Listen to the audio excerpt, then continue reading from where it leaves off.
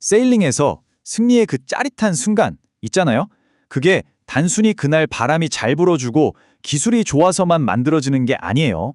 사실 진짜 승부는요, 레이스가 시작되기도 전에 보이지 않는 곳에서부터 시작됩니다. 바로 그 세심한 준비 과정에서 말이죠. 자, 이 장면 좀 보세요. 수십 척의 보트가 한꺼번에 출발선을 통과하잖아요. 정말 숨막히는 순간이죠. 여기선 모든 게 완벽해야 해요. 특히 엘리트 수준에서는 정말 눈에 보이지도 않는 그런 작은 조정 하나가 우승자와 나머지 선수들을 갈라놓는 결정적인 차이가 됩니다. 아니 대체 뭐가 이 보트들을 저렇게 앞으로 쭉쭉 치고 나가게 만드는 걸까요? 그냥 운이 좋아서?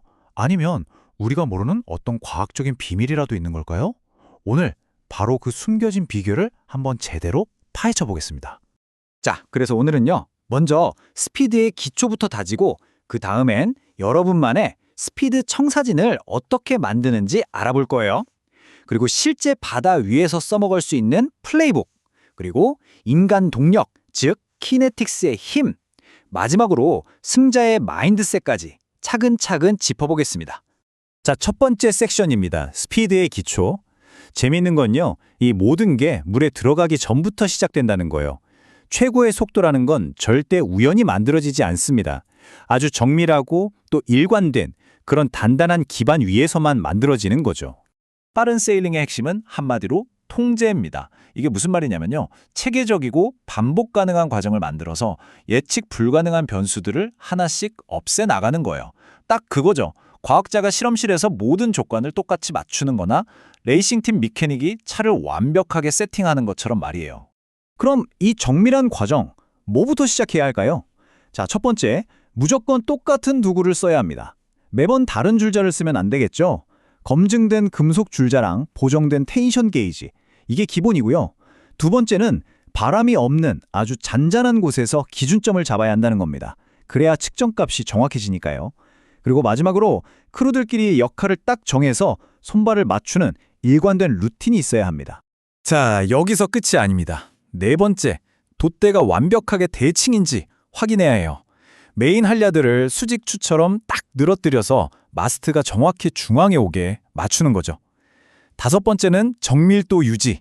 모든 측정에서 오차를 정말 최소한으로 줄여야 하고요. 그리고 이게 진짜 중요한데 여섯 번째, 모든 걸 기록해야 합니다. 세팅값이 어땠는지, 그날 날씨는 어땠는지, 심지어 보트가 어떤 느낌이었는지까지요. 이 데이터가 나중에 전부 여러분의 재산이 되는 거예요. 좋습니다. 기초를 다졌으니 이제 두 번째 단계로 넘어가죠. 바로 여러분만의 스피드 청사진을 만드는 건데요. 이게 뭐냐면 복잡한 조정을 그냥 순식간에 끝내버릴 수 있는 여러분만의 비밀 무기 같은 거라고 생각하시면 돼요. 그 비밀 무기의 핵심이 뭐냐? 바로 참조 표시입니다. 보트 여기저기에 표시를 해두는 거죠. 이게 별거 아닌 것 같아도 이 간단한 표시 하나가 복잡한 조정을 아주 직관적이고 반복 가능한 세팅으로 바꿔주거든요. 레이스 중에 정신 없을 때도 이 표시만 보고 바로 최적의 상태를 찾을 수 있게 되는 겁니다. 지금 이 사진이 그 예를 아주 잘 보여주는데요. 스프레더에 이렇게 표시를 해뒀잖아요? 바로 이거예요. 이렇게 해두면 방향을 바꿀 때마다 양쪽 돛의 모양을 매번 똑같이 아주 정확하게 맞출 수 있는 기준점이 생기는 거죠. 이게 눈으로 바로바로 피드백을 주니까 엄청나게 강력한 도구입니다. 물론 스프레더는 시작에 불과해요. 돛의 장력을 조절하는 슈라우드핀, 집 리드를 맞추는 데크위, 붐뱅, 아웃홀, 커닝햄, 센터보드 위치, 심지어 집 시트나 메인 트래블러 트랙까지 보트의 주요 조종 지점에는 전부 다 자신만의 표시를 해두는 게 중요합니다. 이 표시들이 하나하나 모여서 여러분만의 완벽한 스피드 청사진을 완성하는 거죠. 자, 이제 준비는 다 끝났습니다. 그럼 세 번째 단계로 가볼까요? 이 모든 준비를 실제 바다 위에서 어떻게 써먹을 것인가? 바로 여러분만의 해상 플레이북을 만드는 법입니다. 시시각각 변하는 바람에 맞춰 대응하는 기술이죠. 이게 바로 그 플레이북의 핵심, 튜닝 가이드입니다.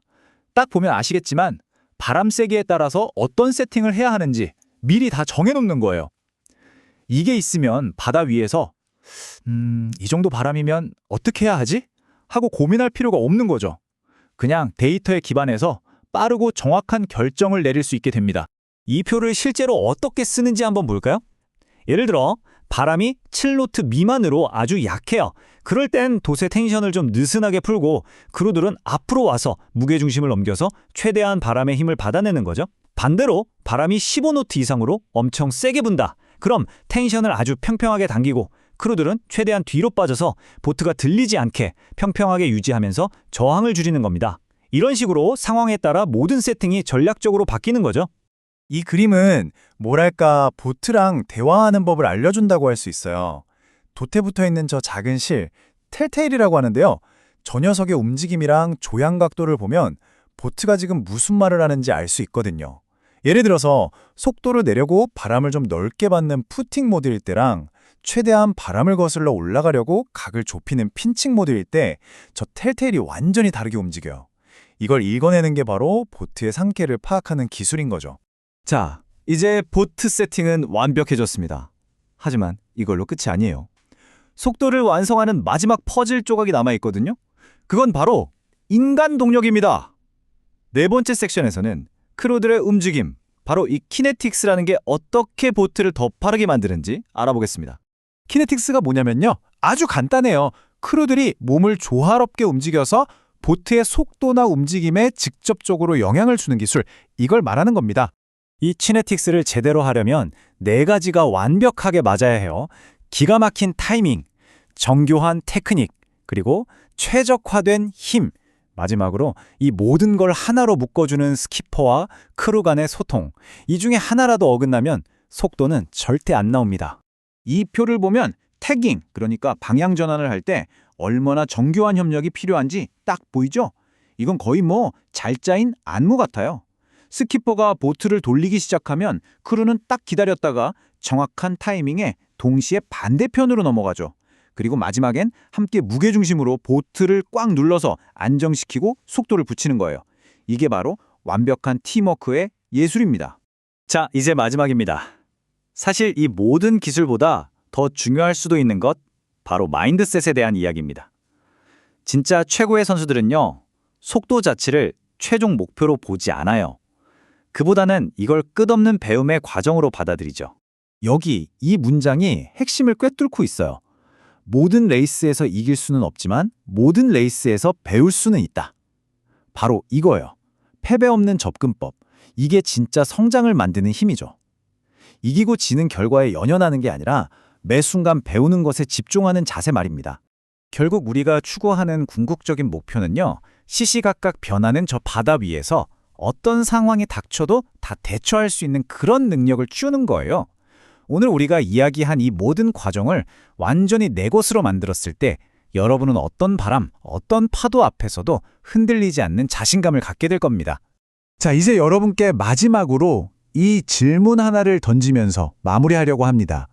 내일, 지금보다 더 빨라지기 위해서 오늘 당장 내가 바꿀 수 있는 단 한 가지 변수는 과연 무엇일까요? 한번 곰곰이 생각해 보시면 좋겠습니다.